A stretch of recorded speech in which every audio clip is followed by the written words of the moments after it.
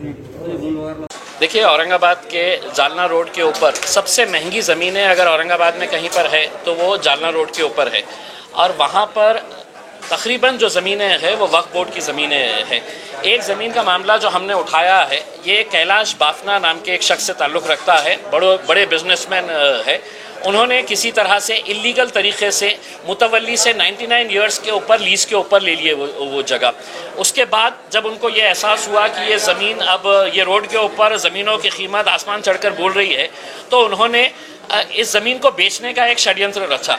और उसको षड्यंत्र रचने के लिए उन्होंने औरंगाबाद के एक बड़े बिल्डर है जुगल किशोर तापड़िया साहब, उनका और संजय कासलीवाल नाम की एक कंपनी थी, तापड़िया एंड कासलीवाल एसोसिएट्स नाम की, इनके साथ इन्होंने डेवलपमेंट एग्रीमेंट किया। महानगर पालिका के अंदर फाइल सबमिट की और कहा कि हमको बिल्डिंग परमिशन है तो निकालना है, हम यहाँ पे शॉपिंग कॉम्प्लेक्स बना रहे। महानगर पालिका ने वक्फ बोर्ड से कहा कि हम इनको एनओसी दो करके। एनओसी जब नहीं मिली तो महानगर पालिका के लीगल एडवाइजर ने लिख दिया कि एनओसी की ज़रूरत नहीं, इसी लीज डीड को है तो हम एनओसी मानकर बिल्डिंग परमिशन दे दी गई। बड़ा भव्य एक शॉपिंग कॉम्प्लेक्स तैयार किया गया। इस दौरान जब संजय कासलीवाल साहब को ये पता चला कि ये मामले के अंदर अपन प्रॉब्लम में आ सकते हैं, वो कंपनी से बाहर हो गए। शुरुआत से ही वो बाहर हो गए और उसकी जगह लाया किसको गया है तो राजू लेखराज तनवानी, जो ऑलरेडी एक मैटर के अंदर, ज़मीनों के मैटर के अंदर जेल जाके आ चुके हैं, तो उनको लाया गया। और उसके बाद फिर रजिस्ट्री ऑफिस के अंदर, लैंड रिकॉर्ड ऑफिस के अंदर, महानगर पालिका के अंदर किस तरह से साठगांठ किया गया।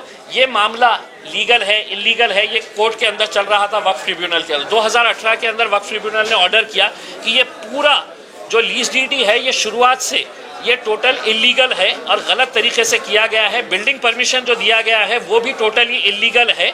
और यहाँ तक ट्रिब्यूनल ने कहा कि आप ये जजमेंट की कॉपी रजिस्ट्री ऑफिस को दें और रजिस्ट्री ऑफिस को ताकीद की जाए कि किसी भी तरह की कोई भी इस ज़मीन के ताल्लुक से कोई सेल डीड नहीं होनी चाहिए, कोई एग्रीमेंट नहीं साइन होना चाहिए करके।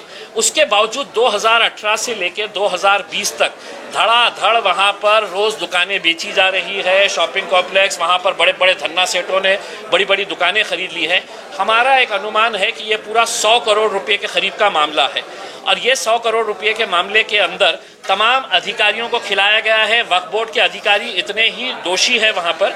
हमने ये मांग की है, मैंने खुद ने गृह मंत्री के पास जाकर है तो ये एक मेमोरेंडम दिया है, उनको बताया है, उन्होंने मुझे आश्वासन दिया है कि हम इसके ऊपर जल्द से जल्द कार्रवाई करेंगे। और अगर कार्रवाई नहीं होती है, इनके ऊपर FIR रजिस्टर नहीं होता है, तो मैं 26 तारीख के दिन औरंगाबाद के जिलाधिकारी दफ्तर के सामने अपने 1000 लोगों के साथ मैं वहाँ पर आमरण उपोषण के ऊपर, भूख हड़ताल के ऊपर मैं खुद बैठूंगा और सरकार को ये बताऊंगा कि इस मामले के अंदर कोई समझौता नहीं होगा, इसके अंदर FIR रजिस्टर करना ही करना है, क्योंकि कानून का धज्जियां उड़ाई गई है इस पूरे मामले को लेकर।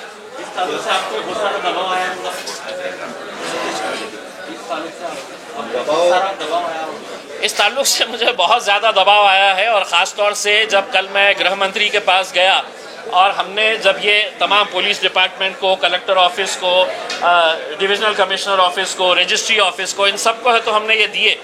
कल रात से ही मेरे ऊपर बहुत दबाव, बड़े बड़े दिग्गज लोगों का प्रेशर आ रहा था कि ये मामले को हमने उठाना नहीं चाहिए। हैरानी की बात यह है कि जिस वक्फ बोर्ड की ज़मीन, अगर आप देखेंगे, अगर ये इसके ऊपर देखेंगे कितना बड़ा कॉम्प्लेक्स है, ये ज़मीन जो है वो बेवाओं की है, यतीमों की है, गरीबों की है, और उसके ऊपर धन्ना सेठ मज़ा कर रहे हैं। और वक्फ बोर्ड को इसके बदले में क्या मिला है? इन्होंने तो 100 करोड़ रुपये कमा लिए, लेकिन आपको हैरानी होगी ये सुनकर कि वक्फ बोर्ड को इसके बदले में कितने पैसे मिले, तो महज 1.5 लाख रुपये, 1,50,000 रुपये दिए गए हैं, रिकॉर्ड के अंदर है। उन्होंने कहा कि आप इसके ऊपर बना लीजिएगा जो बनाना है, हमारे को 6 लाख रुपया आपने दे देने का। तो 6 लाख रुपये में से 4.5 लाख रुपये जो मुतवल्ली साहब है, जो ये समझ रहे थे कि ये ज़मीन मेरे बाप की है, तो उन्होंने 4.5 लाख रुपये रख लिए और वक्फ बोर्ड ने कहा कि नहीं, हमको 1.5 लाख रुपये दे डालो। तो ये आप सोचिएगा कि 1.5 लाख रुपये वक्फ बोर्ड को मिले और 100 करोड़ रुपये है तो ये धन्ना सेठा कमा रहे हैं। ये सबको गिरफ्तार होना साहब, और जब तक ये गिरफ्तार नहीं होंगे हम चैन से नहीं बैठेंगे। नहीं, देखिए, दबाव डाल रहे हैं। मैं उनसे इतना ही कहना चाहूँगा, ना इम्तियाज़ जलील डरता है ना इम्तियाज़ जलील को तुमको ख़रीदने की ताकत है करके, तो तुम जितनी भी कोशिशें कर लेंगे वो सब बेकार जाने वाली है। इस वजह से अब अपने आप को जेल जाने से कैसे बचाना है, इसके लिए अगर मेहनत करें तो ज़्यादा बेहतर रहेगा। मेरे ऊपर मेहनत मत करिएगा, क्योंकि मेरा तो मकसद यही है कि आपको जेल की सलाखों के पीछे भेजना है। संबंधित पुलिस स्टेशन को आपने पिटीशन दे चुके हैं? नहीं, संबंधित पुलिस स्टेशन को नहीं दिया, मैंने पुलिस कमिश्नर को दिया है।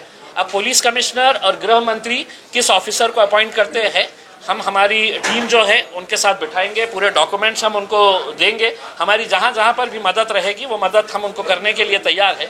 हमारे पास इतने दस्तावेज है कि उनको कहीं ज़्यादा घूमने की ज़रूरत नहीं रहेगी। अगर वो हमारे साथ 1-2 घंटे बैठ गए तो हम उनको पूरा कायदे कानून के कैसे धज्जियाँ उड़ाई गई है ये हम साफ बता सकते हैं। आगे की कार्रवाई में अंबानी और बाकी लोगों की भी लिस्ट में नाम होगा? कहेंगे साहब, मतलब क्या है कि ऐसा लगता है कि सारा ठेका जो है वो इम्तियाज़ जलील ने ही लेके रखा है। वक्फ बोर्ड जो बनाया गया है वो वक्फ बोर्ड की ज़मीनों का तहफ़्फ़ुज़ करने के लिए, उसको बचाने के लिए बनाया गया है।